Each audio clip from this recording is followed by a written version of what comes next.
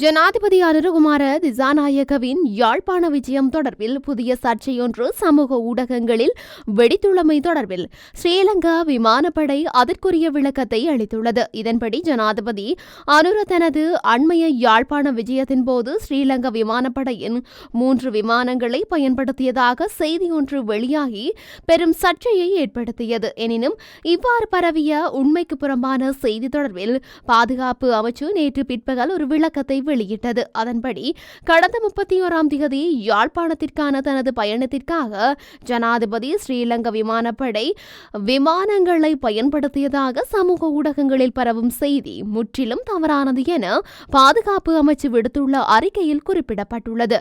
இந்த பயணத்திற்கு ஸ்ரீலங்கா விமானப்படையின் எந்த விமானமும் பயன்படுத்தப்படவில்லை என்றும் ஜனாதிபதியின் உத்தியோகபூர்வ வாகனம் மட்டுமே பயன்படுத்தப்பட்டதாகவும் பாதுகாப்பு அமைச்சு தனது அறிக்கையில் மேலும் தெரிவித்துள்ளது.